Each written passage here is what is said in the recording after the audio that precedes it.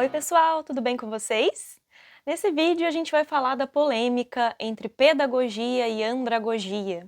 Será que elas são mesmo opostas? Esse ano fiquei com alguns cabelinhos brancos a mais de tanto conversar e debater sobre esse assunto, sobre esses dois conceitos.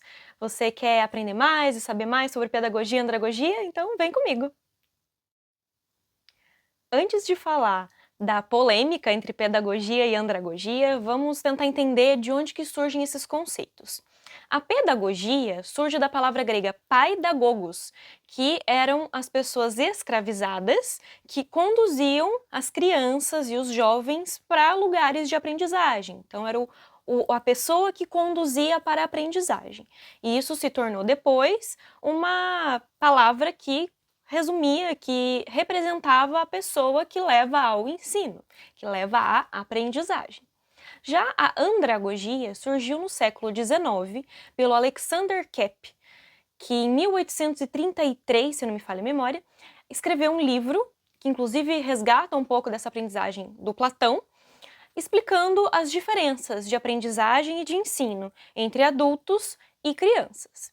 Esse conceito ficou um pouco adormecido ali até mais ou menos metade do século XX, quando então o Knowles trouxe à pauta os princípios. Ele se baseou no CAP e trouxe os princípios da andragogia, elencando-os e sistematizando melhor e trazendo mais à luz para as pessoas sobre esse conceito. O Knowles, ele elencou alguns princípios que diferenciariam a educação de adultos da educação de crianças. Então ele elencou aí 6 princípios, que são eles: a necessidade do aprendiz, o autoconceito do aprendiz, a experiência anterior do aprendiz, a prontidão para aprender, a orientação para a aprendizagem e a motivação para aprender. Então, segundo Knowles, esses eram os aspectos que mais diferenciavam a aprendizagem das crianças da aprendizagem dos adultos. Só que é aí que tá. Em muitas das publicações que a gente vê nas redes sociais, colocam inclusive em tabelas, né, listando as diferenças da pedagogia e da andragogia, como se a pedagogia fosse apenas conduzida pelo professor, centrada no educador, sem uma vontade intrínseca dos estudantes e sem considerar o passado e o contexto desses estudantes. Pois é, desde o início do século XX, nas pedagogias contemporâneas, com os estudos do Piaget, do Vygotsky e do Vallon, depois do Paulo Freire, a gente entende que a pedagogia não é apenas centrada no professor e também não é uma coisa bancária e apenas sistematizada a partir de conteúdos, sem considerar o passado dos aprendizes, sem considerar as vontades e as características desses aprendizes.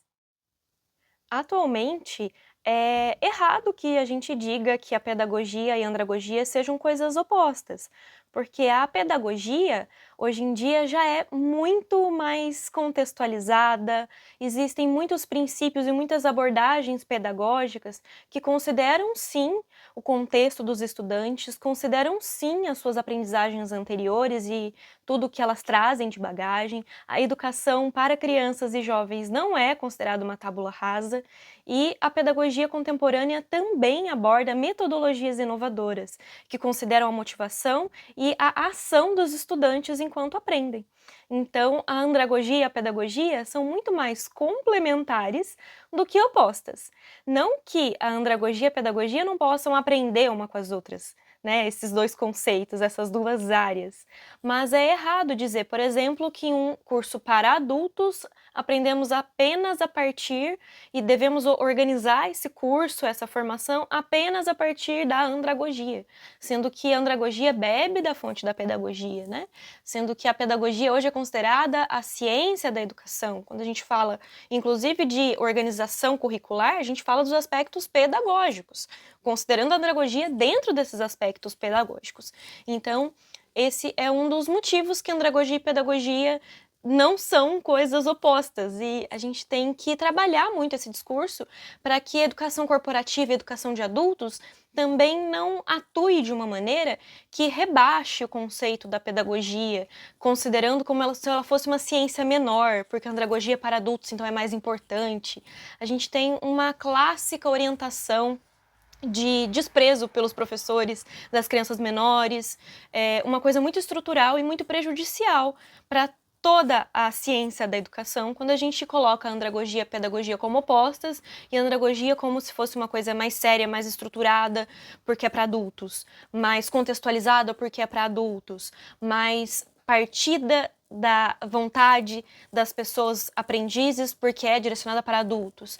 E como se a pedagogia não é o professor no centro, é apenas ali uma coisa estruturada no professor, com conteúdo sistematizado para transferência das aprendizagens, transferência do conhecimento. Isso a gente pode correr um risco, né, quando a gente coloca as coisas como opostas. Então, quando a gente for organizar um curso ou pensar uma formação para adultos, vamos pensar em tudo que envolve essa formação. E quando a gente for pensar uma formação para professores, vamos levar em consideração também que eles são adultos, mas que eles também estão ali embutidos em aspectos pedagógicos e não só andragógicos. Inclusive, essa é uma discussão muito pertinente no que tange à infantilização de alguns conteúdos. Então, a andragogia serve também ali para sistematizar algumas metodologias, algumas práticas, algumas técnicas, mas não necessariamente porque ela é apenas a andragogia, e sim porque faz parte de uma grande pedagogia contemporânea a gente prestar atenção no nosso público, prestar muita atenção em quem são esses aprendizes. Um exemplo, na educação de jovens e adultos, quando se vai alfabetizar adultos, muitas vezes reproduz-se a aprendizagem da alfabetização tradicional, levando folhinhas de preencher, até personagens ali muito infantilizados, né? E o Paulo Freire já diz desde muito tempo que a gente tem que aprender com o contexto, a gente aprende a ler o mundo primeiro, que esse aprendiz que lê o mundo, ele vai aprendendo as palavras e vai aprendendo todo o contexto letrado também através desse mundo, também através desse contexto, dessa vontade. Né? A prática dele em Angicos, de alfabetização de adultos, diz muito sobre isso, sobre como esse ambiente pedagógico total é valorizado, né? Como esse contexto também faz parte da educação, também faz parte da alfabetização. Então, quando eu falo que não são conceitos opostos à andragogia e à pedagogia, a gente tem que tomar cuidado sim com aspectos na educação de adultos para não reproduzir apenas coisas pedagógicas das crianças, mas nós temos muito a aprender com a pedagogia das crianças também. É um assunto para um próximo vídeo, mas temos muito a aprender para o corporativo, para a educação de adultos, para a formação de professores, em uma homologia de processos. No próximo vídeo eu posso falar um pouquinho mais sobre isso.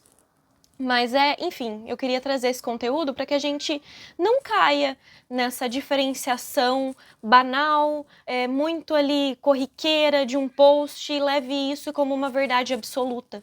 A andragogia foi ali um conceito desenvolvido no século XIX, que foi ali retomado como uma forma de organização pelo Knowles, mas considerar também que o Knowles vem de uma tradição militar, então a sistematização para ele era mais importante, ele era rígido na sua origem, né? E não deixar também essa rigidez travar a inovação pedagógica nos cursos para adultos, na formação de professores, no desenvolvimento instrucional e educativo, corporativo também.